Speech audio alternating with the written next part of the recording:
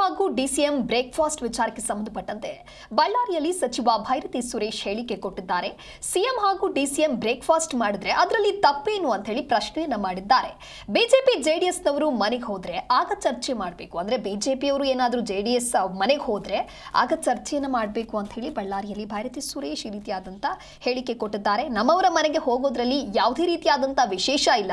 ಈ ರೀತಿಯ ಊಟೋಪಚಾರ ನೂರಾರು ಬಾರಿ ನಡೆದಿದೆ. ಸಚಿವ ಸಂಪುಟ ವಿಸ್ತರಣೆ ಹೈಕಮಾಂಡ್ಗೆ ಬಿಟ್ಟದ್ದು ಅಂತ ಹೇಳಿ ಸಚಿವ ಭೈರತಿ ಸುರೇಶ್ ತಿಳಿಸಿದ್ದಾರೆ.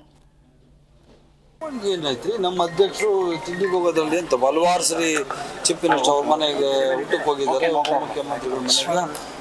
ಉಪಮುಖ್ಯಮಂತ್ರಿಗಳು ಸಿಎಂ ಮನೆಗೆ ಬಂದಿದ್ದಾರೆ. ಹಲವಾರು ಸರಿ ಊಟ ಅವರು ಮಾಡೋರು ಅದೊಂಥರ ಅಷ್ಟೇ.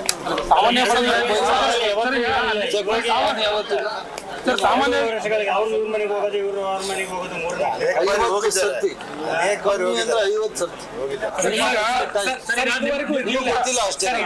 ಮಿನಿಮಮ್ 50 ಸರ್ತಿ ಅವ್ರ ಮನೆ ಊಟ ಮಾಡಿರ್ಬೇಕು. ಅವ್ರು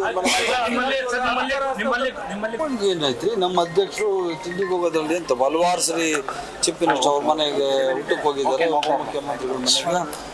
ಉಪಮುಖ್ಯಮಂತ್ರಿಗಳು ಸಿಎಂ ಮನೆಗೆ ಬಂದಿದ್ದಾರೆ. ಹಲವಾರು ಸರಿ ಊಟ ಅವರು ಮಾಡೋರು ಅದೊಂಥರ ಅಷ್ಟೇ.